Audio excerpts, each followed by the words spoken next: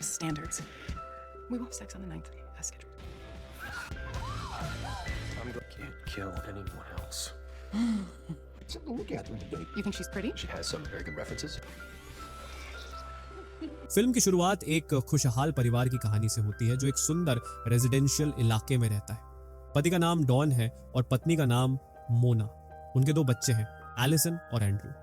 जल्द ही मोना के dominant behaviour का पता चलने लगता है। वह हर चीज पर कंट्रोल चाहती है और चाहती है कि उसकी हर बात मानी जाए। उसका अपने पति डॉन के साथ रिश्ता बहुत ही रिजिड है और हर चीज मोना की मर्जी के हिसाब से स्केड्यूल्ड होती है। उनके दिन बिल्कुल भी खुशनुमा नहीं होते क्योंकि मोना को अपने बच्चों के हमेशा विनर बनने की एक एक्सेसिव ऑब्सेशन है, चाहे वह गलत तरीके से ही क्यों ना हो। वहीं डॉन इस सिचुएशन से काफी डिप्रेस्ड और अनहैप्पी है क्योंकि मोना अक्सर उसे किस करने से मना कर देती है। ये इसलिए है क्योंकि मोना बहुत सारे सपने देखने वाली औरत है और उसने हर चीज को मेटिकुलसली प्लान कर रखा है, यहाँ तक कि डॉन को किस करने का समय भी। डॉन अपनी तरफ से पेशेंट रहता है और फैमिली में पीस बनाए रखने के लिए अपने जीवन के हालात को एक्सेप्ट कर लेता है। डॉन एक बड़े फर्नीचर स्टोर का मैनेजर है जिसे मोना के पेरेंट्स के पैसे से बनाया गया था, जिससे टेक्निकली मोना ही स्टोर की ओनर है। एक दिन स्टोर में नए एम्प्लॉइज की हायरिंग होती है और एक औरत डस्टी स्टोर में इंटरव्यू के लिए आती है। डॉन डस्टी से मिलते ही उसकी तरफ अट्रैक्टेड हो जाता है। इसके अलावा डॉन का एक एम्प्लॉई और पड़ोसी लेस उसे डस्टी को हायर करने के लिए कहता है ताकि वह अपने स्ट्रेस्ड मैनेजमेंट से डिस्ट्रैक्ट हो सके। वहीं दूसरी तरफ एक आदमी जो लगता है कि उसने किसी की हत्या की है, फर्नीचर स्टोर के एडवर्टाइजमेंट को टीवी पर देख रहा है। पता चलता है कि ये आदमी और उसका गैंग डॉन और उसकी पत्नी की एक्टिविटीज और वेयरअबाउट्स को ट्रैक करना शुरू कर देता है। डॉन अपनी पत्नी के साथ बोरिंग दिन बिताता रहता है जब तक कि एक दिन वह डस्टी के साथ अफेयर शुरू नहीं कर देता। डस्टी के साथ उसका रिलेशनशिप ज्यादा इंटीमेट हो जाता है जबकि मोना के साथ उसका रिश्ता बेरंग होता जाता है। शुरुआत में सब कुछ ठीक चलता है और डॉन अपने अफेयर को मोना से छुपाने में कामयाब रहता है। लेकिन एक दिन डॉन के फैमिली के एक पार्टी के दौरान डस्टी बुरी खबर लेकर आती है कि वह प्रेग्नेंट है। डॉन यह सुनकर हैरान रह जाता है क्योंकि डस्टी कॉन्ट्रासेप्टिव पिल्स ले रही थी। वह उसे बेबी न रखने के लिए कहता है लेकिन डस्टी इनकार कर देती है क्योंकि वह सच में बच्चा चाहती है। बाद में डॉन लेस से मिलता है और डस्टी की प्रेगनेंसी के बारे में सलाह मांगता है। लेस उसे सलाह देता है कि वह डस्टी को कुछ पैसे देकर चुप कराए और उसे अपनी लाइफ से बाहर निकाल दे क्योंकि लेस को लगता है कि डस्टी जैसी औरतें एस्टैब्लिश्ड मेन को ब्लैकमेल करने के लिए ही ऐसा करती हैं और सचमुच यह बात सही साबित होती है। दूसरी तरफ डस्टी अपने प्रेमी एक गैंगस्टर मर्फी के साथ है जो उस आदमी को मारने वाला था। मर्फी ने डस्टी को अमीर आदमियों को अपनी ओर अट्रैक्ट करने का टास्क दिया था ताकि वे उनकी दौलत का एक हिस्सा हड़प सके। हालांकि इस बार ऐसा लगता है कि डस्टी को वाकई में अपने टारगेट से प्यार हो गया है। अगले दिन डॉन लेस की सलाह मानकर डस्टी को $1,13,000 देता है ताकि उनका रिलेशनशिप खत्म हो जाए और वे कभी न मिले। लेकिन डस्टी इसे लेने से मना कर देती है क्योंकि उसे लगता है कि उसके साथ किसी आम औरत जैसा बिहेवियर किया जा रहा है। इस समय डॉन काफी चिंतित हो जाता है क्योंकि उसे डर है कि उसकी गलती उसका घर बर्बाद कर देगी, यानी कि वह अपने बच्चों को खो देगा और मोना का बिहेवियर और भी ज्यादा आउट ऑफ कंट्रोल हो जाएगा। हालांकि ब्लैकमेल काम नहीं करता क्योंकि $1,33,000 मर्फी के लिए काफी नहीं है, इसलिए वह डस्टी को ऑर्डर देता है कि वह डॉन से और पैसे मांगे। इस बार डस्टी $25,000 मांगती है जो पिछले अमाउंट से काफी ज्यादा है। समस्या यह है कि डॉन के पास अब पैसे नहीं हैं और वह नहीं जानता कि इस प्रॉब्लम से कैसे छुटकारा पाए क्योंकि डस्टी उसे लगातार ब्लैकमेल कर रही है।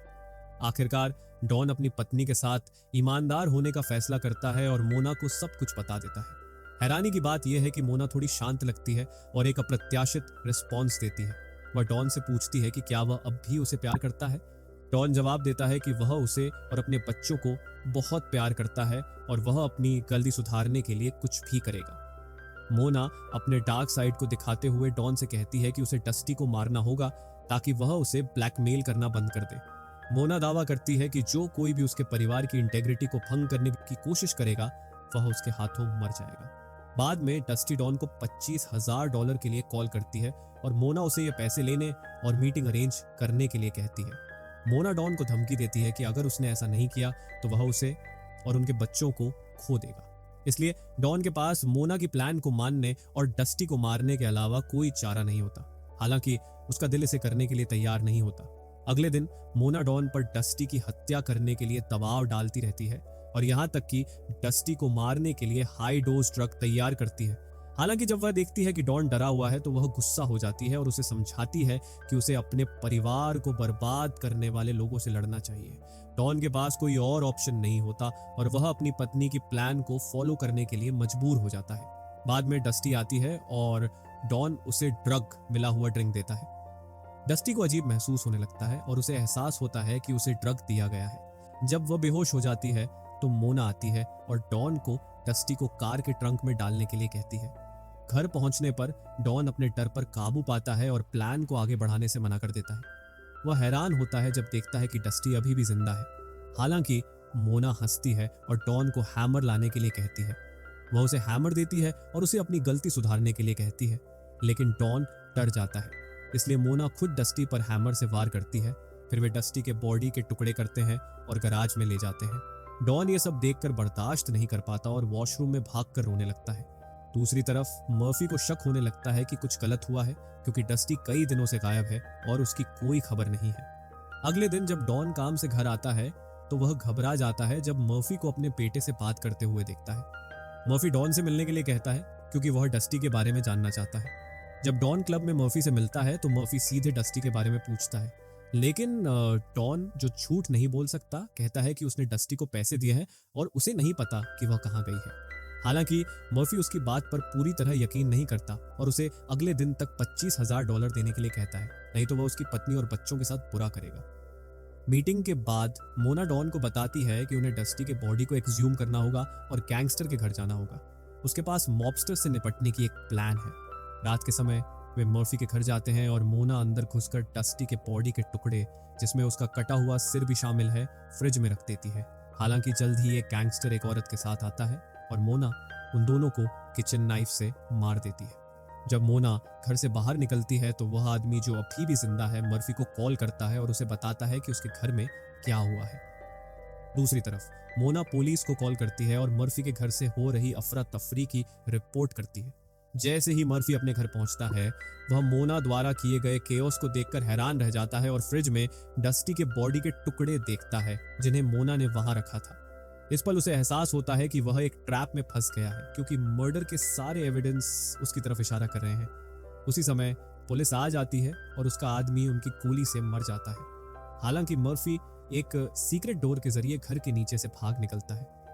इस बीच डॉन के घर में वह अपनी पत्नी के बारे में जिज्ञासु हो जाता है और मोना से उसके पास्ट के बारे में पूछता है। उसे लगता है कि शायद मोना के बचपन में कोई ट्रॉमेटिक या ट्रैजिक इवेंट हुआ होगा जिसने उसके करंट बिहेवियर को प्रभावित किया होगा। लेकिन मोना एक अप्रत्याशित रिएक्शन देती है और बहुत इमोशनल हो जाती है।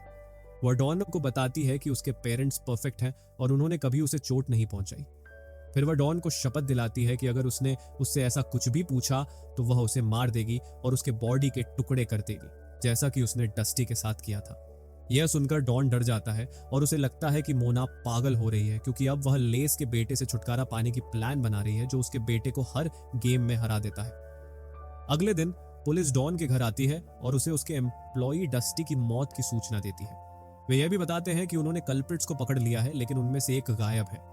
हालांकि ऑफिसर के आने का कारण यह था कि किसी ने उन्हें बताया था कि डॉन को डस्टी के घर पर देखा गया था। डॉन के पास कोई चारा नहीं होता और वह पुलिस को कन्फेस करता है कि उसने डस्टी के साथ अफेयर किया था और उसके बॉयफ्रेंड ने उसे ब्लैकमेल किया था ताकि वह अपनी पत्नी को न बताए। पुलिस इस सिचुएशन को समझती है और सार्कास्टिकली उसे बताती है कि वे नहीं चाहते कि उन्हें मोना के बिना किसी और बॉडी का कॉर्प्स मिले। उनकी बातचीत के दौरान एक पड़ोसी का कुत्ता अचानक उसके गराज में घुस आता है और चिढ़ी हुई मोना उन्हें चेतावनी देती है कि वह अपनी प्रॉपर्टी पर कुत्ता नहीं देखना चाहती। एंड्रू के बर्थडे सेलिब्रेशन के दौरान डॉन को पता चलता है कि मोना ने पड़ोसी के कुत्ते को मार डाला है और उसके कॉर्प्स को फ्रिज में रख दिया है। वह अपनी पत्नी के बिहेवियर को तब भी ऑब्जर्व करता है जब उनका बेटा लेस के बेटे से पिनाता तोड़ने की कंपटीशन में हार रहा होता है। यह एक हेल्थी कंपटीशन थी, लेकिन मोना गुस्सा हो जाती है और कहती है कि कंपटीशन अनफेयर है, क्योंकि उसे लगता है कि लेस का बेटा स्टेरॉइड्स ले रहा है। इसके बाद वह एक और बच्चे की मां को इंसल्ट करती है, जिससे वह रोने लगती है। उसी समय उसकी बेटी एलिसन अपने भाई से स्टिक लेती है और जल्दी से यूनिकॉर्न को तोड़ देती है। डॉन को एहसास होता है कि एलिसन मोना की फेवरेट डॉटर है और मोना हमेशा उसके साथ एंड्रू से बेहतर बिहेवियर करती है। डॉन को डर है कि उसकी बेटी भविष्य में मोना जैसी बन जाएगी। आखिरकार घटनाओं के बारे में सोचने के बाद डॉन अपनी पत्नी के पागलपन को खत्म करने का फैसला करता है। वह लैंप को शॉर्ट सर्किट करने के लिए तैयार करता है, जिससे स्पार्क पैदा होता है। कुछ टेस्ट करने के बाद वह गैस सिलेंडर का वाल्व खोल देता है ताकि गैस गराज की हवा में भर जाए। फिर वह मोना से गराज के फ्रिज से कुछ मीट लाने के लिए कहता है, जबकि वह ग्रिल चेक करने जाता है। मोना गराज की ओर बढ़ती है और डॉन जल्दी से बाहर निकल जाता है, यह दिखावा करते हुए कि कुछ नहीं हुआ है। इस बीच जब मोना गराज में पहुंचती है और लाइट चालू करती है तो लैंप में स्पार्क होता है और कुछ ही देर बाद कमरा एक्सप्लोड हो जाता है, जिससे मोना की मौत हो जाती है। सब कुछ खत्म होने के बाद डॉन एक नए घर में शिफ्ट हो जाता है, जहां वह अपने बच्चों के साथ एक नई जिंदगी शुरू करता है। अपनी पत्नी की दौलत के साथ वह और उसके बच्चे अब एक कंट्रोलिंग वाइफ के रूल्स के तहत खुशी से रहते हैं, जिसमें उसके द्वारा मारे जाने का डर भी शामिल है। फिल्म यही खत्म नहीं होती, क्योंकि पुलिस अभी भी मर्फी को अरेस्ट नहीं कर पाई है, जो अभी भी अपने मोटरसाइकिल पर है। आखिर में 2 गन शॉट्स और कुछ चीखें सुनाई देती हैं। अगर आपको इस तरह की इंटरेस्टिंग मूवी रिकैप्स पसंद हैं तो लाइक, शेयर और सब्सक्राइब करें ताकि आप हमारे और मूवी रिकैप्स देख सकें।